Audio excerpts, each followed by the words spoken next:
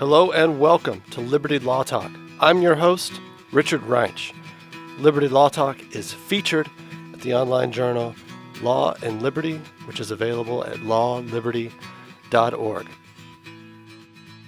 Hello and welcome to Liberty Law Talk. I'm Richard Reinsch. Today we're talking with Michael Strain, author of the new book, The American Dream is Not Dead, but Populism Could Kill It. Michael Strain is an economist. He is a resident fellow at the American Enterprise Institute, where he is the director of economic policy studies. You will know him, as I do, as a longtime contributor to public debates and discussions from an economics perspective. He's a regular columnist at Bloomberg and is someone that I have found very useful in thinking about all of these issues surrounding debates about wage growth, labor productivity, unemployment statistics, and just sort of the general matter of discussion these days on economic questions. Michael, welcome to the program. Hey, thanks so much for having me on. It's great to be here. Great. So thinking about your book, now you address the American dream, the question of the American dream from an economics perspective. How are you defining the American dream and why is it not dead? So I think about the American dream as being an amorphous kind of thing that encapsulates, many things. People think about strong communities, people think about home ownership, and people think about strong families and things of that nature. I think central to anyone's definition of the American dream is a large economic component. The idea that hard work will pay off, the idea that you can better your economic situation and see your wages and income go up, and especially the idea that your children will do better economically than you. So in the book, I focus on that economic component, and I look at some very standard economic questions. Are wages stagnant? Do workers see the fruits of their labor rewarded? Do the gains from the economy only accrue to the top? Has quality of life improved? Has household income gone up? Has the forces of creative destruction created economic opportunities for middle-class Americans? And is America still upwardly mobile, defined in part as the standard question that people ask? Do kids grow up to do better than their parents? I look at all this, and I walk away with the conclusion that the American dream is alive and well. Now, that's not to say that we should be satisfied. Of course, we can always have even faster wage growth, even faster income growth, even more upward mobility. And it's not to deny any of the real challenges that are facing American workers and American households, most notably the coronavirus threat, which materialized after the book was published. But it is to say that when you kind of look over the long sweep, when you look over a 30-year period, a 3-decade period, you see substantial economic progress. The progress is not uninterrupted. There are, of course, challenges and setbacks that occur along the way. And right now we're facing a serious challenge with coronavirus. Yeah. But the long story is the story of economic progress. Now, I want to get into the book real quick. As an economist looking at the recent stimulus bill that was passed and how the federal government is managing the situation, do you see troubling long-term trends that could develop from this? Or is it, as many would say, the government is reacting to this unprecedented crisis in a novel way, but things can hopefully be put back together again once it's over? Yeah, I think the government's response has been about right. The scale of this crisis and the suddenness with which it hit the economy are unprecedented. Right now, there are something like 250 million Americans being told to stay at home. Over 3/4 of the people who live in this country. Over 30 states have lockdown orders. Well over a dozen cities have lockdown orders, and Washington D.C. is locked down as well. Just this morning, we learned that in the 2-week period that ended on March 28th, 10 million people filed for unemployment insurance benefits for the first time. That dwarfs by a factor of 10, any previous weekly increase. Wow. in unemployment Yeah, insurance claims. that's a massive number. It's a massive number. And we could end up. I mean, obviously it's very hard to forecast, but we could easily end up with annualized quarterly GDP growth of negative 30% or higher for the current quarter. We could end up with a 10 or 15% unemployment rate at its peak. I mean, this could be a really, really bad economic situation. And so, I think Congress was right to act very quickly and aggressively. And I think the program they put together has a lot of really good components to it. The $1 million question is, of course, how aggressive will this virus be? And we don't know. We don't know that. Yeah. If the virus is more aggressive than if it's on the more aggressive side, we may need even more. If it's on the less aggressive side, then we may be back open in the late spring or early summer, and things may be relatively normal. And so I think it's just very hard to know. Do you see anything bothering you, though?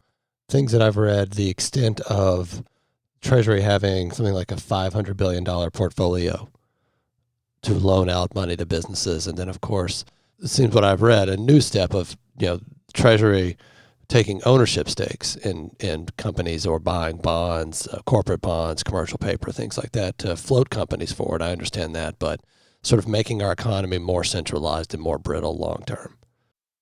I'm worried about the potential downsides of that $500 billion fund for sure. I think that there will be some kind of extraordinary and unusual things that the government's going to do. I don't expect any of those things to be permanent. I mean, the government took an ownership stake in some companies 12 years ago with TARP. TARP ended up making money for the taxpayer, and the government no longer owns car companies or owns any stakes in car companies or things of that nature. So I think everybody recognizes that extraordinary measures have been taken, but that they're emergency measures that won't last. Given that much money to Treasury to allocate as it sees fit, is something that raises an eyebrow, and we'll see how they do with that. Hopefully, everything with that works out reasonably well. That's one part of the larger package. I mean, the total amount of money that's been spent on this is 2 trillion, 2.2 trillion, something like that.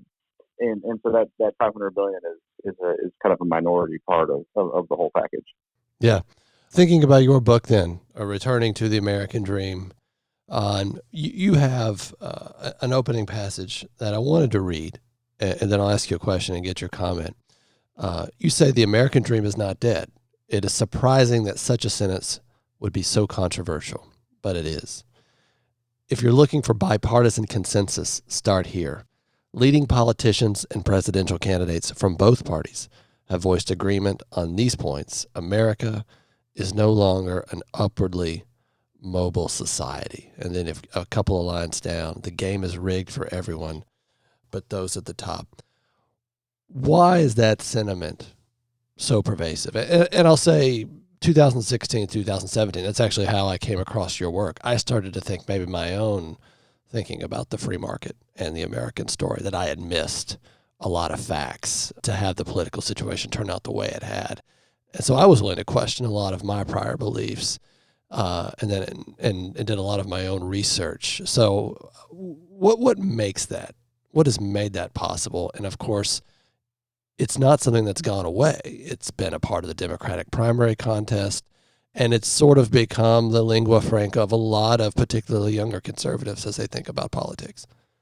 Yeah, I think it's a combination of things. I think, one factor, and I talk about this in the book, is that we do have real challenges. If you're an adult male worker without a high school degree, you have a hard time. Now, that's a very small share of the overall population, but that's a serious concern to be sure.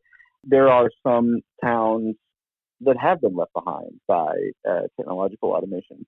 Again, it's a very small minority of towns. It's even a minority of towns that back in the 70s were manufacturing centers, but those towns do exist. The opioid epidemic was a real thing, is a real thing. Excuse me. Mm-hmm. We have seen a very troubling increase in the number of suicides. So there are, and I could go on as well. So there are real pockets of problems in American society and in the American economy, I think we focus so much on those pockets of problems that we miss a broader story. So what I wanted to do was zoom out to the 30,000 foot level and say, okay, yes, there are problems, there are challenges. There's no question about it. Don't want to deny those, don't want to minimize them. But most people are not residents of a failing town. Most people are not 50-year-old men without a high school diploma trying to make it in today's labor market. And I wanted to characterize what is the experience for typical Americans in typical situations. What does the economy look like at the 30,000 foot level for those people? And so that's really the focus of the book. I mean, there are other reasons too, I think, that this narrative is so common. One reason is that bad news sells.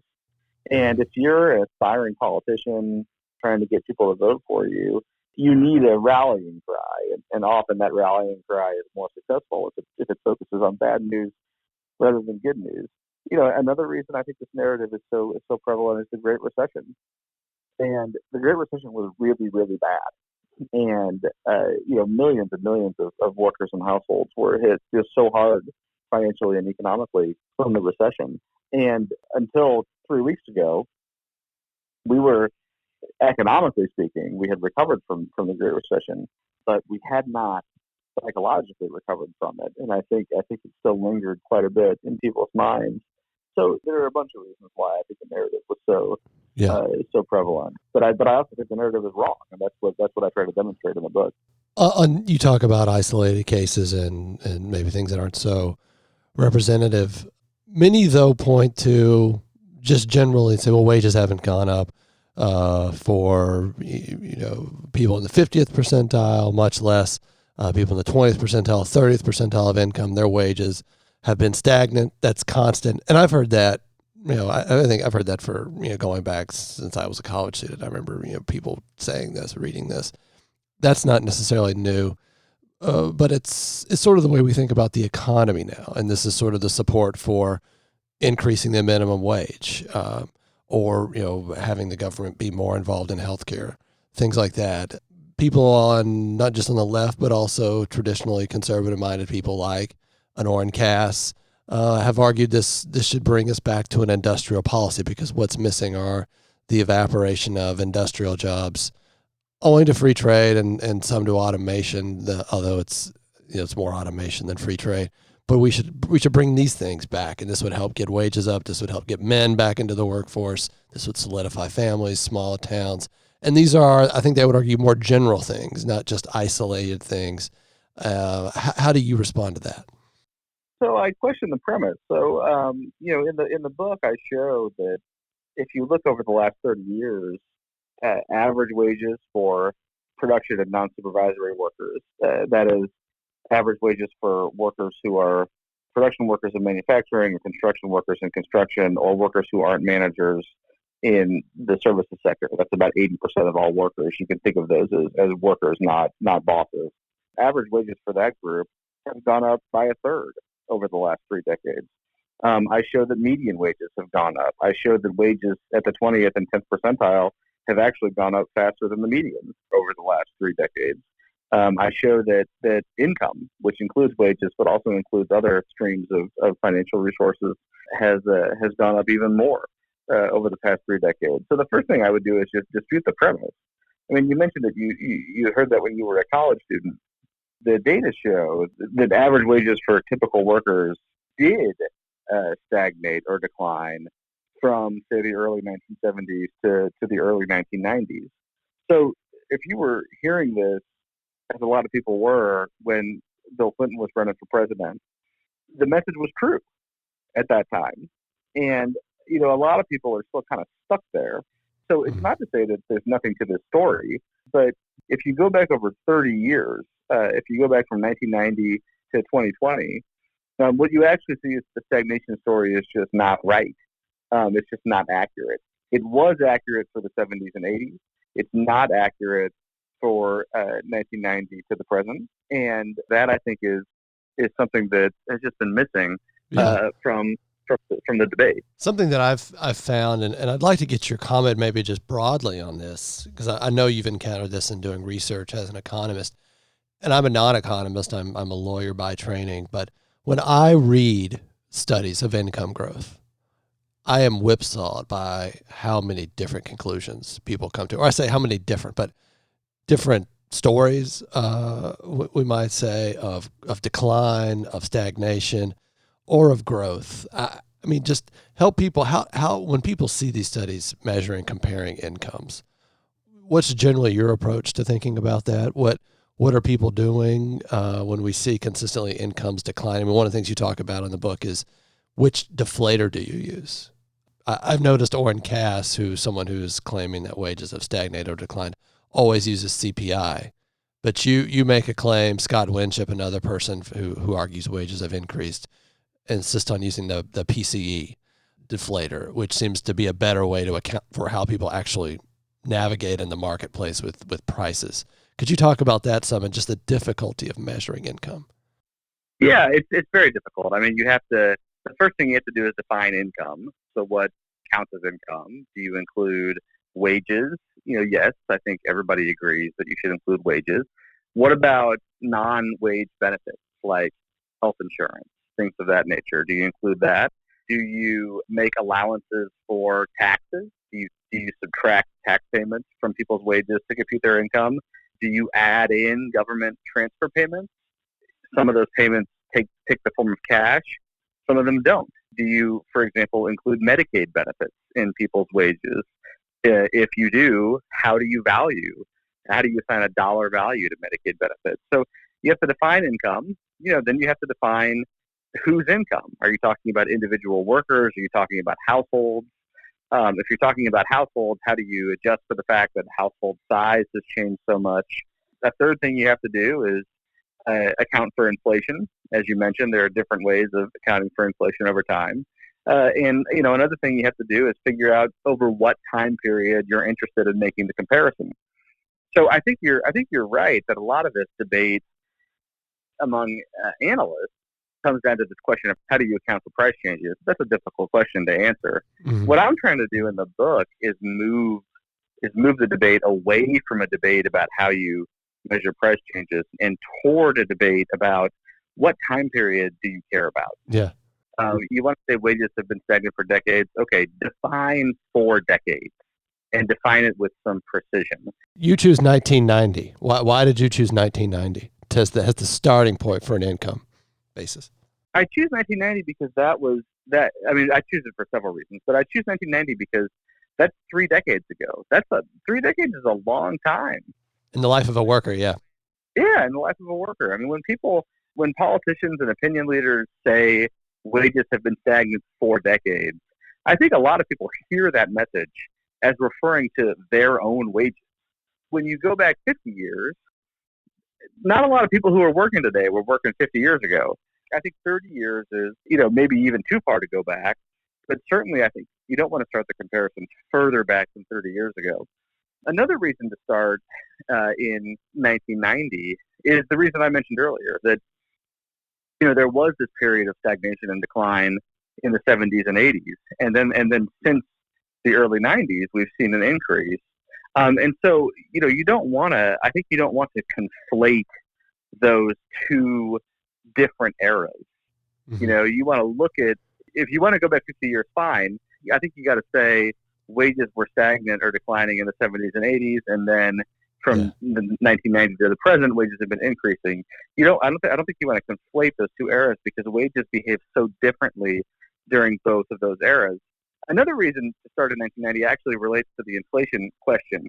The further back in time you go, the harder it is to account for price changes.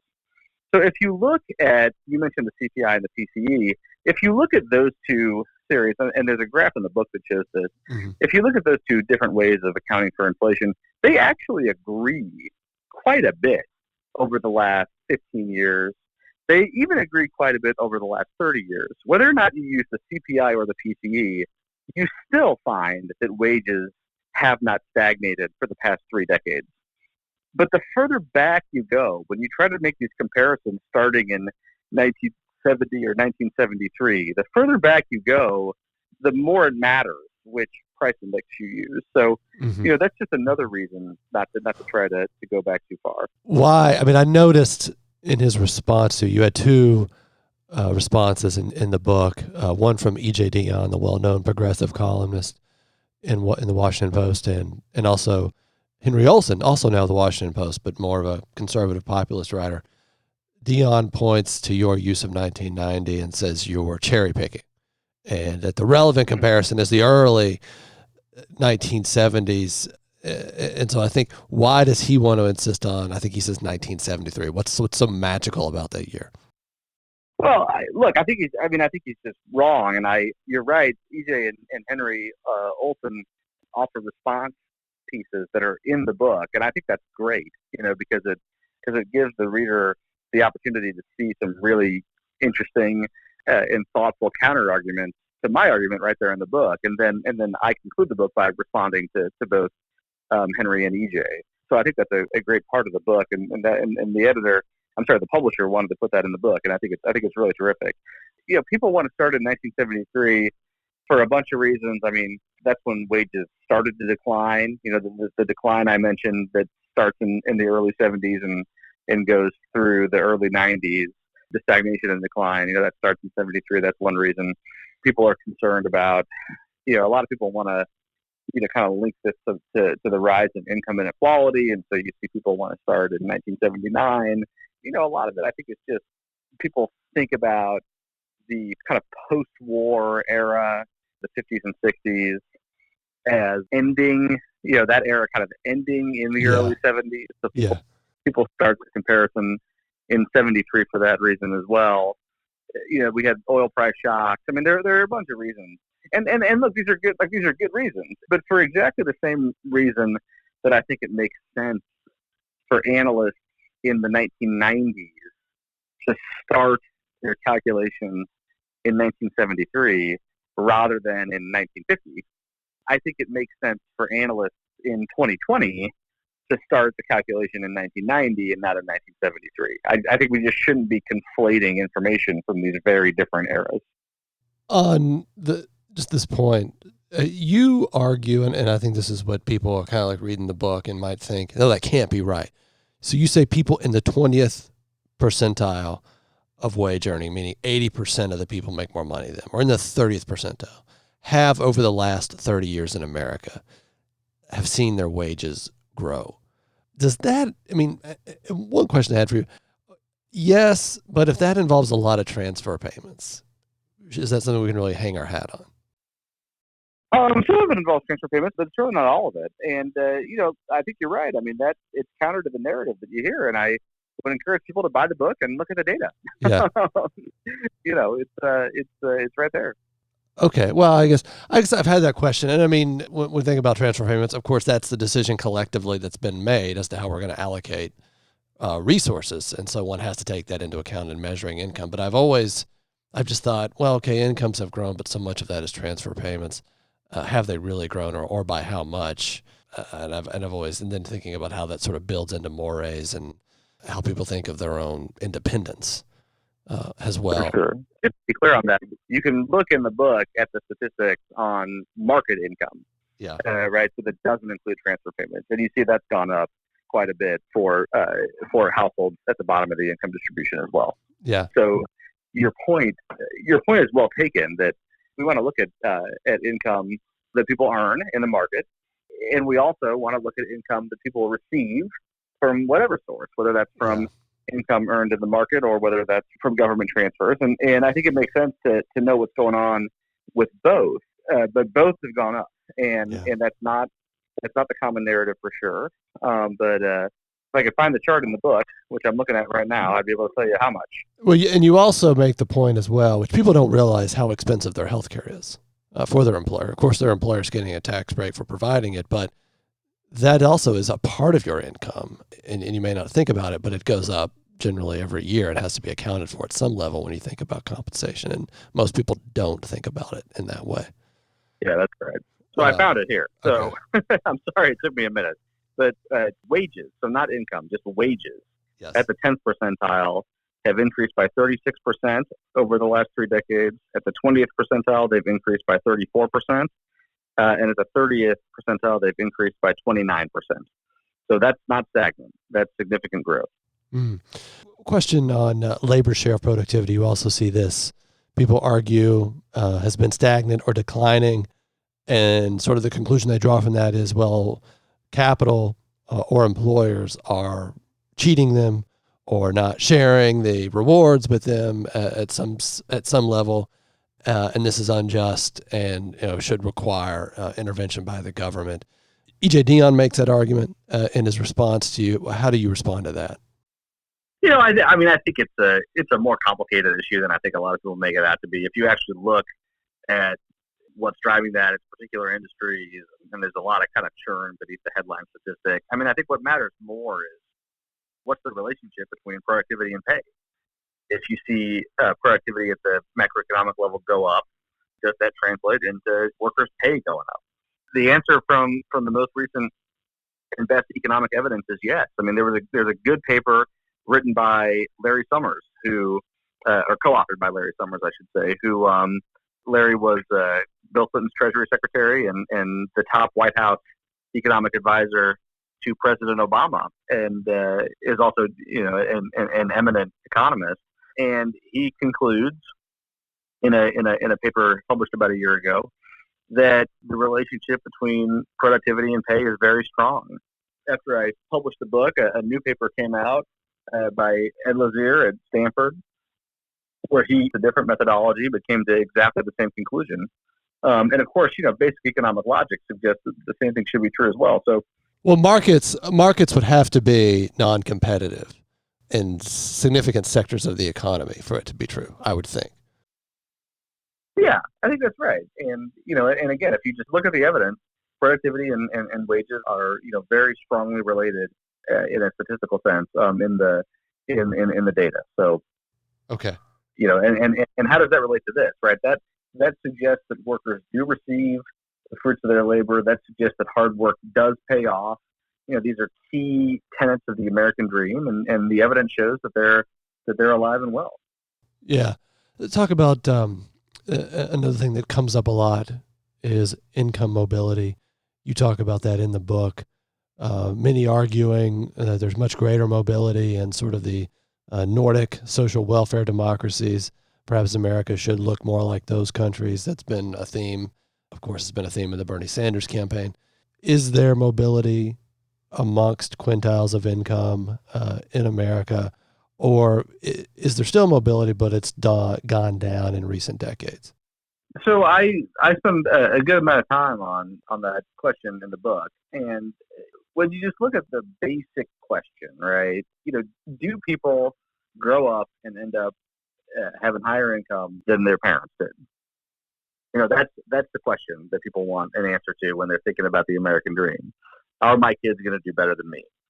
And what the data show, so what I did was I found a bunch of people who were in their 40s today. I got a data set that had a representative sample, a statistically valid sample of people who were in their 40s today, and I computed their income. And then I looked at their parents' income, and I computed their parents' income. So I'm matching individual people with their parents. And I say, how many people who were in their 40s today have a higher household income than their parents had when their parents were in their 40s, when their parents were the same age? And the answer is about 3/4. About 3/4 of people in their 40s today have a higher household income than their parents did. Then I say, okay, of all the people who were raised in the bottom 20%, how many of those 40-something-year-olds today have a higher income than their parents? 86%. If you were raised in the bottom 20% and you're in your 40s today, 86% of you have a higher household income than your parents did. So that, to me, suggests that there is significant upward mobility in the United States. I also look at wages. So that's household income. But I wanted to say, how are people doing in the labor market specifically? And so I compared male workers who are in their 40s today with their fathers. How much money are men earning today in the labor market?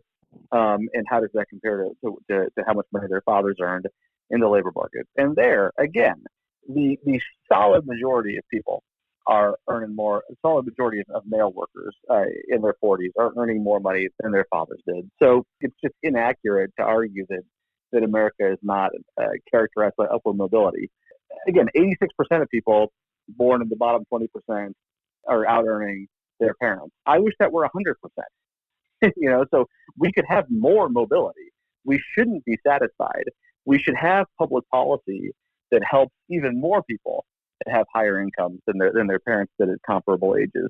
But on the question of whether or not America is economically mobile, upwardly mobile, or not, I think the answer really is that America is an upwardly mobile society.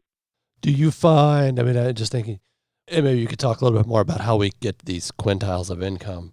Do we find, though, people who are, say, in the second quintile or the third quintile, which would be working class or middle class, moving up into, say, the top 20%?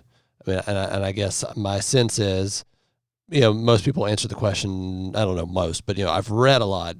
People are concerned, don't think their children will do better than them by very large numbers. Is there a sense that does the data support a sense of, well, if you're in the top 20%, top 10%, it's pretty fixed. And there could be a lot of institutional reasons for why that is. They need to work, things need to work better, but that there's no longer movement along those lines. So I look at that too. And what I find is that even by that measure, you still see a good amount of upward mobility. One thing you want to know about is kind of the rags to riches stories, right? So if you're born at the bottom, can you make it up to the top? And I find that about 7% of people who were born in the bottom make it to the top. That's, I think, actually very good. You certainly wouldn't expect everybody who was born in the bottom to make it to the top. No. And so what you would expect, I think, is that kind of a rags to riches story, it should happen often enough that it's not shocking when we see it, that it should be something that happens regularly but not often, right? And so then the question is, does that 7%, suggest that is true for America? And I think it does. If 7 people out of every 100 who were raised in the bottom make it to the top when they become adults, to me that suggests that the kind of rags to riches component of the American dream is alive and well. Concurrently, about 8 people out of every 10 who were raised in the top end up at the bottom. So there's a lot of downward mobility on that front too. So I don't think we're too sticky. And I suppose, your book is, exclusively an economics book. There's a lot more we could say about why mobility may not be what we want it to be, as well. That goes to other actors. Thinking about, though, the deaths of despair, the opioid crisis, the China shock doctrine. Many people do link that, academics with a lot of data, papers, thinking about the China shock paper that now goes by the acronym of the first letter of the author's last names, ADH, that, sort of when China joins the WTO, you see numerous communities in America affected by a decline in manufacturing work, a decline in industrial work. And it has a outsized effect on particularly male earners who really aren't able to move into these service jobs that involve, or struggle to, and I can see that. That involves a lot of human contact or, personal social interactions, the way service work does. How do you respond to that? Is the response that we see from Marco Rubio and now from Josh Hawley of moving towards a industrial policy that other nations adopted at prior times, is that just sort of a thing we should do just to try and help compensate those disruptions in the market? No, I don't think so. I think industrial policy really isn't the solution to any problem that America is facing. First of all, it doesn't work. We've seen that President Trump's trade war has actually reduced manufacturing employment rather than increased it. So, not only is it raising consumer prices for the rest of us, and not only is it hurting export-intensive industries like agriculture, it's not even helping manufacturing. Not even helping manufacturing workers, even more specific than that. So it's not going to work. And I think that we need to be more optimistic about the ability of American workers to thrive in other industries. We need to have good training programs and good of that nature to help people do that. But American workers are perfectly capable of working in many different industries, and a government program trying to micromanage that is going to end up doing more harm for workers than good. Yeah. I mean, as I've looked at the data, the China shock doctrine, and you do see the decline of manufacturing jobs. Of course, manufacturing jobs have been declining, as you know, going back to the 1970s. But at the same time, from the 1970s to 2016, we've had a rapid, massive increase in jobs. So it's not the case that there are no jobs. There are different jobs, new jobs that have been created. And I think that's right. Part of it is, and this may be a question we can end with, a deeper question. Part of it is, though, do Americans still see themselves as having primarily the opportunity to take charge of their own lives, to care for themselves? Or is this some sort of acceptance in America that I'm not a free agent all of the time, that things have been done to me that I can't make sense of? Thinking about the title of your book, a question that I've thought about, I don't know if you have enough Americans at this point, have they come to accept a different American dream? Egalitarianism, a comfort for every hurt, government should be very active. And I think also I've wondered if there's just an aversion to risk. And one of the points there is just the refusal of many Americans to move to where the jobs are, I think. I think part of it's related to what we've been talking about. All Americans are hearing from their leaders is that, they can't better their situation. The game is rigged against them. Upward mobility is a thing of the past. And, things used to be a whole lot better for them back decades ago than they are today. And, I think one way to turn some of that around would be to stop talking like that. I mean, first of all, it's not true. It's not accurate. The data tell a very different story. And secondly, it's demoralizing and demotivating. It dims aspirations and it saps energy. The message we should be sending is that if you work hard, you can better your economic circumstances. If you work hard, you can provide for your family. If you work hard, you can create the conditions so your kids do better than you. And the economy is changing constantly, of course. New opportunities are being created. Those opportunities are opportunities you can capitalize on. We'll have good government policy to help you do that. But you are not a victim, and you have agency, and you have the ability to better your situation, and you have a responsibility to do so. That's the message people need to hear. It's true, and it's motivating. So I think if we could get back to talking like that, then that would go some way to solving the broader problem. I think too. I mean, what do you make of? It seems to me there's also, even in the Republican Party, you don't see enough politicians, or it doesn't seem to happen the way it once did, of just economic growth itself. At least, I don't know, I'm just speaking impressionistically here. You don't seem to hear that anymore, and I think that's a bad sign. Yeah, I think that's right. I think it's unfortunate, and it's short-sighted. We really want our kids to have a better life than we do, to do better than we're doing. Seemingly small changes in the rate of economic growth accumulate a lot over a 20 or 30-year period. And so we should be, all in favor of growing the economy. I mean, growing the economy is not just some abstract thing. Growing the economy means more opportunities for people, a higher standard of living for people, faster wage growth, faster income growth, and the ability to provide more for themselves and for their children. It sounds abstract, but it's not. Mm-hmm. Yeah, I mean, what's the difference over 50 years or 25 years of 3% growth versus 1.5% or 2% growth? It's a massive difference. And I suppose also, in one problem, and you acknowledge this, productivity growth itself has been flat or has not increased that much in the last few decades. Industrial policy does little to solve that problem.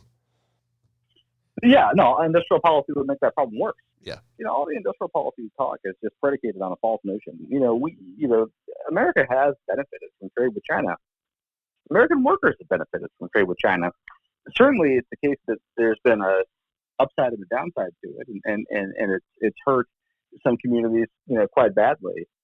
But on the whole, those communities have come back strong. Not all have, but certainly most have. And if you look at the other things that trade with China has done, export opportunities, employment in export-intensive industries, and the whole kind of holistic set of effects. If anything, trade with China has increased the demand for workers, not decreased it, and it's helped make people's paychecks go further by lowering prices. And on the whole, it's been a good thing. And that part of the story just isn't told. We'll hope that doesn't get lost amidst the current anti-free trade narrative that is only going to increase with the coronavirus crisis, I'm afraid. Michael Strain, thank you so much for coming on to talk about your new book, The American Dream is Not Dead. I appreciate it. Thanks for having me. This is Richard Reinsch. You've been listening to another episode of Liberty Law Talk, available at lawliberty.org.